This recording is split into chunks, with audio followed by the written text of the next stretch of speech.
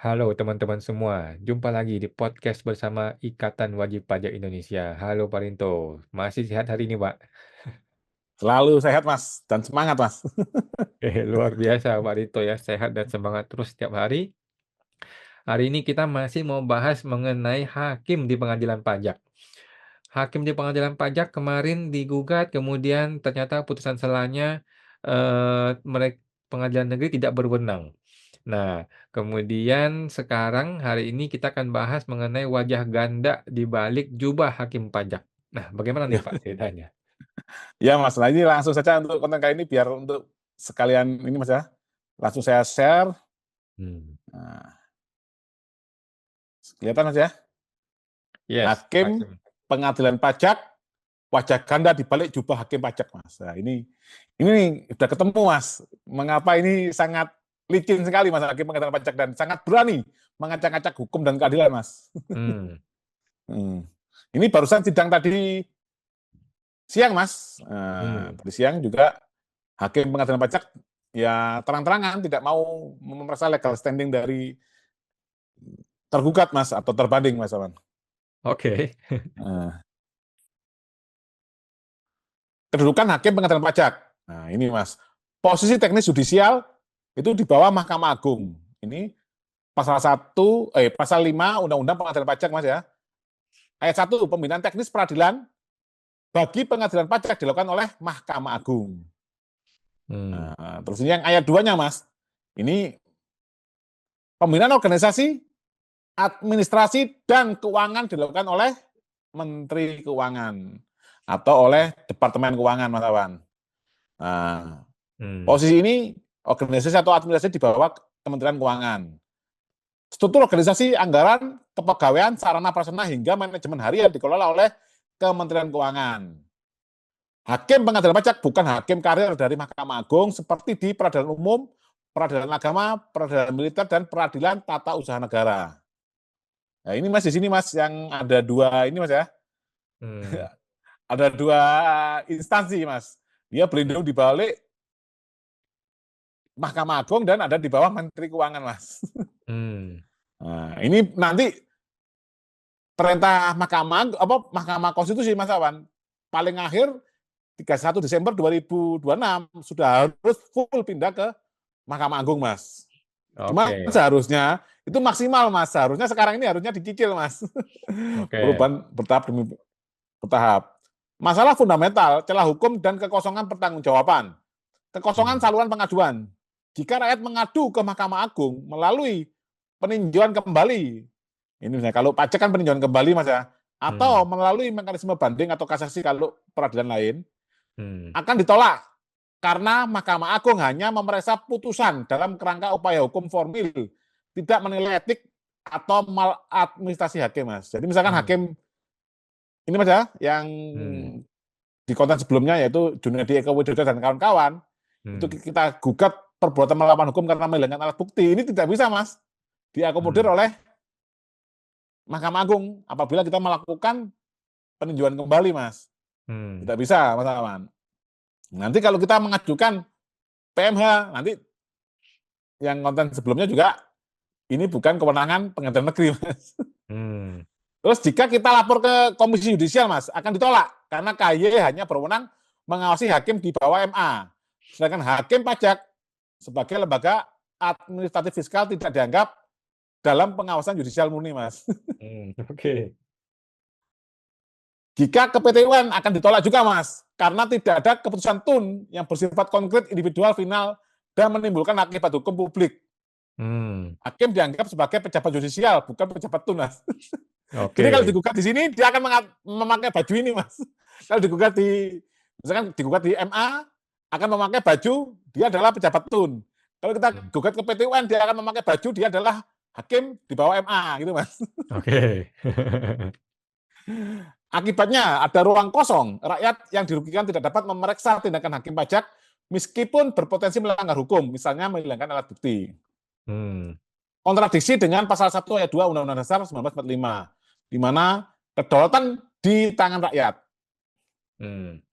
Prinsip kedaulatan rakyat, pasal 1 ayat 2, kedaulatan berada di tangan rakyat dan dilaksanakan menurut Undang-Undang Dasar. Dalam konteks hukum, semua pejabat eksekutif, legislatif, yudikatif harus bisa diawasi oleh rakyat. Tidak ada kekuasaan yang tidak bertanggung jawab. Responsibility of power. Hakim pajak kebal hukum. Ini menggunakan yang konten sebelumnya menggunakan SEMA 9 tahun 1976 menyatakan hakim tidak bisa digugat di perdata. Padahal SEMA ini lahir pada era Orde Baru dan hanya mengatur hakim yang benar-benar yudikatif. Tidak memuat hakim pajak sebagai pejabat hybrid, Mas. Ini EE-nya ngomong pejabat hybrid, Mas. Jadi dia memiliki dua wajah tadi, Mas.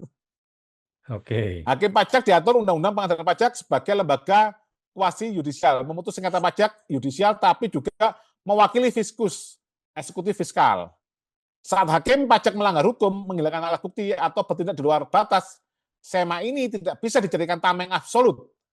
Jika tetap digunakan, rakyat kehilangan hak kontrol yang artinya kedaulatan rakyat secara substantif dilanggar. Bertentangan dengan hak asasi dan equality before the law.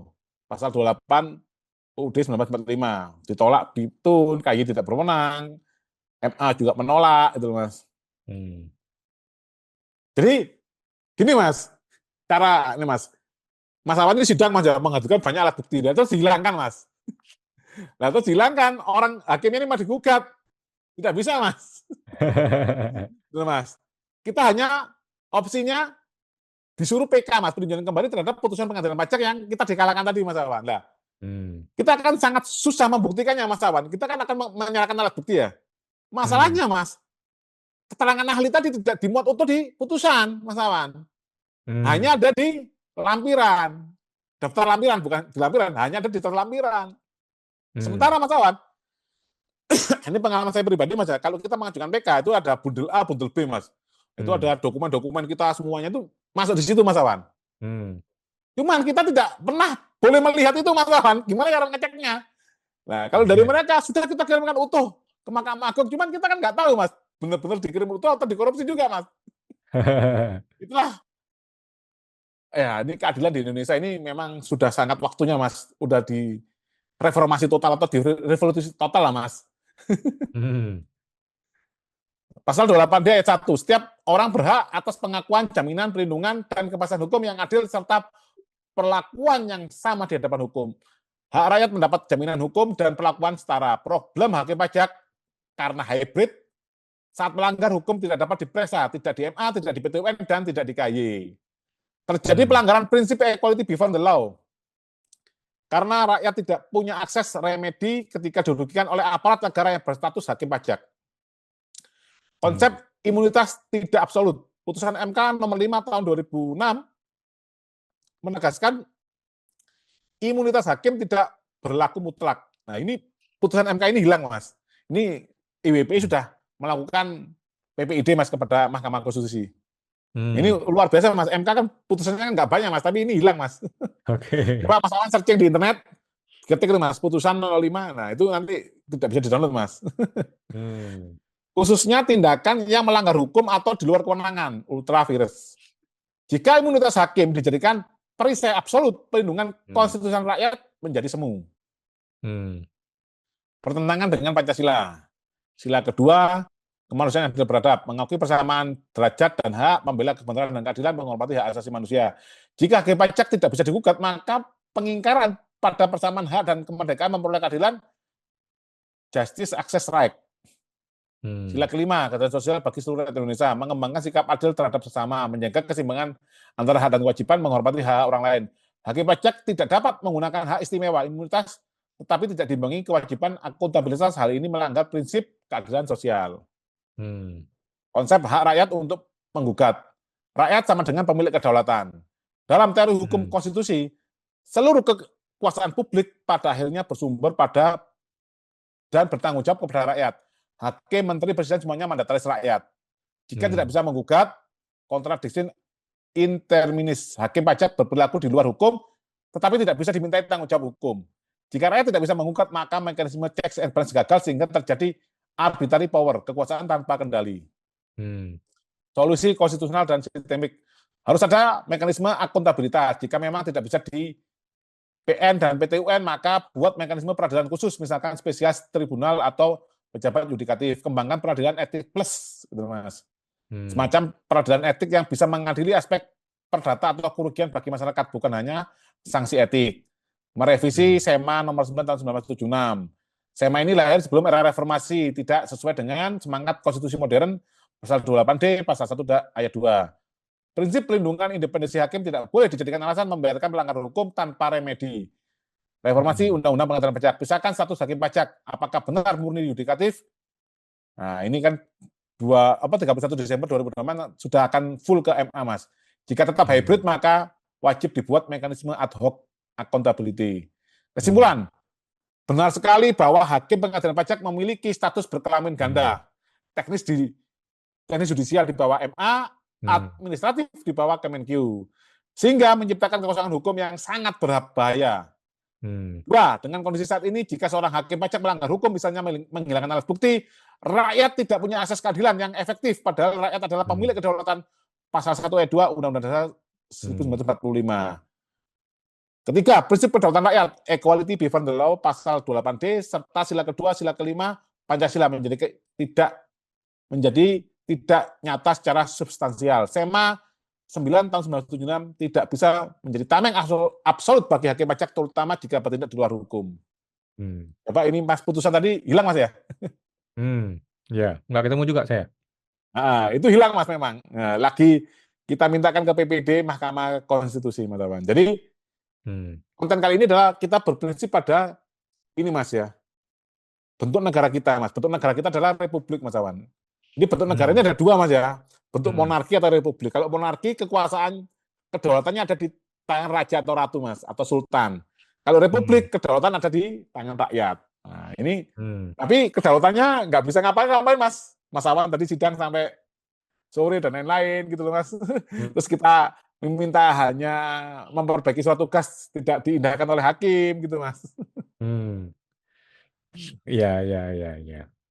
Oke, jadi ternyata Mahkamah Konstitusi juga sudah menyatakan ya bahwa impunitas dari hakim ya nggak boleh sesuka hati dia juga ya.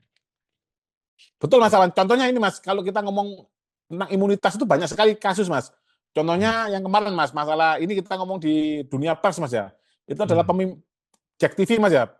Itu kan ada pimpinan Jack TV yang akhirnya kan bisa ditangkap oleh Kejaksaan Agung, Mas. Karena menyebarkan berita yang seperti apa itu, Mas Awan. Padahal itu seharusnya kan dilindungi oleh Undang-Undang Pers. Cuman Ketua Dewan Persnya menyatakan bahwa itu kalau pidana tidak bisa dilindungi, Mas. Padahal itu produk jurnalistik, tapi tetap kalau itu ada unsur pidananya tetap bisa ditangkap oleh Kejaksaan Agung, Mas Awan.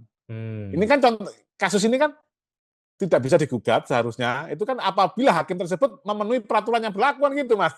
Nah, ini undang-undangnya ditabrak, tapi dia berlindung di balik SEMA, kan konyol, Mas, ini, Mas. Ya, nanti gini, Mas Awan. Kalau mereka ini, Mas ya, lama-kelamaan dibiarkan itu, Mas ya. Nanti mereka menginjak-injak martabat rakyat, nanti akan tunggu tanggal mainnya, Mas. Mereka akan ditawur atau diserbu oleh rakyat sendiri, Mas. Nanti keadilan akan berbicara tanpa pasal-pasal dan lain-lain itu, Mas. Karena pasal-pasalnya pun ya kita menggunakan pasal yang undang-undang yang baru, mereka pakai 1976 kan gimana, Mas? Apalagi ini SEMA, Mas.